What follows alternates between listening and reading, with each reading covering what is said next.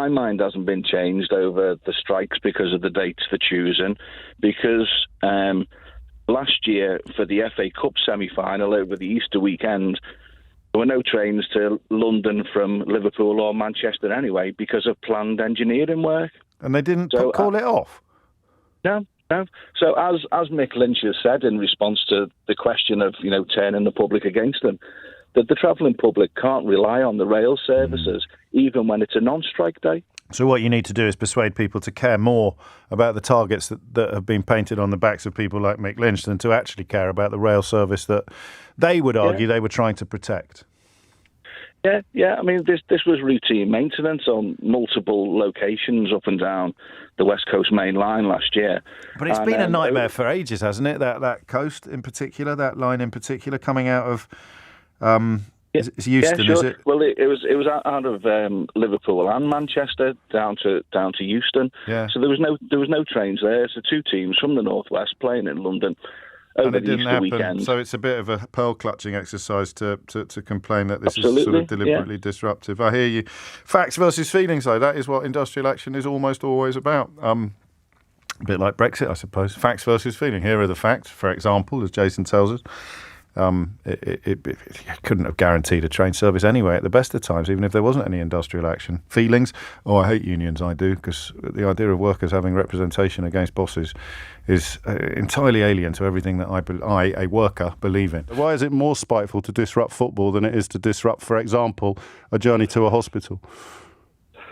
The people who basically, in the health service... No, I'm asking you what your thoughts are. My thoughts on are why football is more important than healthcare. Like I just said, they're not linked in any way. How do I get to the hospital on a train if the train isn't running, Matt? You ring an ambulance, but they're all on strike, so you can't get one. No, you don't ring an ambulance. You don't ring an ambulance for a scheduled appointment, Matt. Don't start lying, Matt. That doesn't help either of us. How do I get to my hospital appointment, my scheduled hospital appointment in a non-emergency scenario on a train if the trains aren't running? You ring an ambulance or you get a lift. No, you don't. And like I said, you can do that to the football. Totally separate entities. Why can't you get a lift to the football? The clubs themselves will probably put coaches on to circumnavigate. So the football is going to be disrupted less. It's going to be disrupted less than the healthcare. I'm not bothered whether the football's affected at all. I'm bothered that Mick Lynch is a con man and he's a media opportunist and people like you defend him. I'm not defending him. I'm just asking you really simple questions that you can't answer. I answered them. No, I'm sorry, that you can't answer sensibly or substantively. And train companies are not the same thing. OK, Matt, have you got a ticket? Have you got a ticket for the game? No, I don't go to London. I don't like it because of people like you. I think she's trying to explain something, but it did come out the wrong way. Okay. 90% of her letter is not bad, but there is a little bit... She's not... What she's trying to say, which doesn't work in the UK because the legislation sees these kind of things as racism, she would have said it in my own country or somewhere else. She wouldn't have been treated as racist because racism has the word race in it. Judaism is a religion. Jewish has nothing to do with race. Do you understand what I'm saying? It's not a race. You're so wrong. I don't understand how you are in a position to not understand this. No, hold on. I'm explaining to you why a lot of people are going to see it different and will be able to line up with her. I'm telling you, in my own country, I understand Jewish are not classed as a race. No, race you're wrong. Is the black. You are wrong in law and you are wrong in fact. There is, honestly, it boggles my mind that you're in this position. In law, I am wrong because, especially if I'm in the United Kingdom, I am totally wrong. So it is seen as racist. But is Diane Abbott, then that's what I'm trying to say, going to Oxbridge doesn't mean she can understand everything. Does Diane Abbott understand whether what she said is actually racism? I don't think so. She sees them being subject to hatred, an unacceptable and unacceptable level of racism. And that's why I agree with the man who said, bring Diane Abbott on the show. I think all of you need to bring her to Aisha, we have asked, but we can't drag her in here. We've asked if Diane Abbott would like to come on, and we haven't heard. Does she have the same understanding than the law in this country understands. It's not because she's been to Cambridge she will understand that. We need to be very careful whether she does. People I've ever met she's talking about hatred.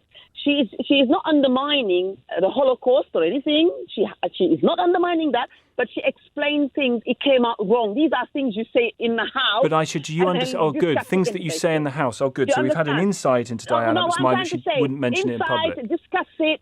But don't, people debate it, disagree with it, but a public figure in the United Kingdom, especially how the law is designed here, should not and must not go and write things like that. Do you think Aisha, just finally... It was a draft, Aisha, and I believe it was a draft. It's not something she wanted to come out.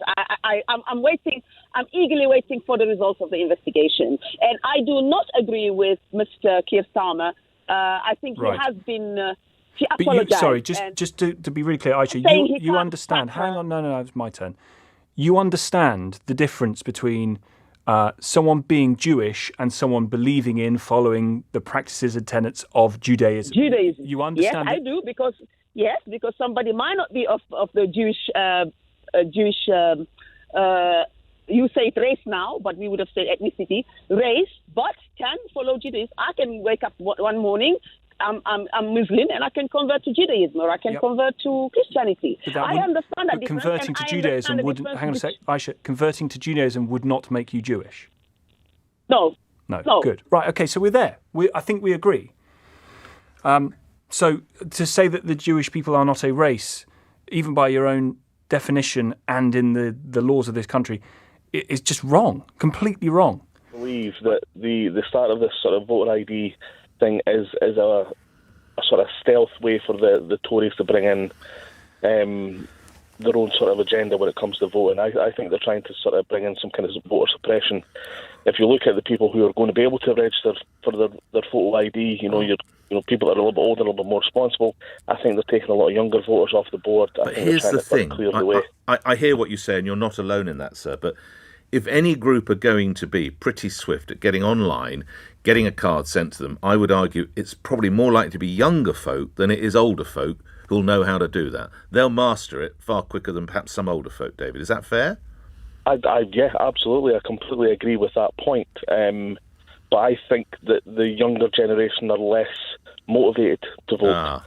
So I think if you're putting barriers in their way, it's just another way for them to say, what, that's fine, right. I'll not bother. So when I spoke to the bloke from the Electoral Commission, if you were listening earlier, he said, we conduct these surveys and people tell us they have great concerns about potential fraud in our voting booth. Has anybody ever asked you, as you've left a vote? No. Never. I mean, if they want to implement it, they'll find an excuse. I don't think there's ever been any sort of evidence of widespread fraud in our elections. Not enough to change any single race.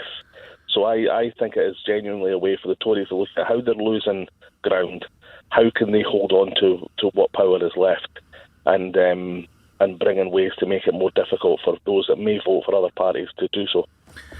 Well, it does support the idea, and it was the campaign group that came up with this sentence that it's a solution in search of a problem. Is the Home Secretary speaking for the British people when she says that illegal migrants don't share our values and are often criminals, or is she shaming our nation by using this kind of rhetoric? Which is the exact question we're going to be asking listeners at 9 o'clock for the whole hour. So well done for anticipating that, Scott. Jackie Smith has just joined us. Just for your benefit, Jackie, the question is the Home Secretary speaking for the British people when she says illegal migrants don't have the same values as us and are often criminals? Or is she shaming our nation by using that rhetoric? Jonathan Gullis.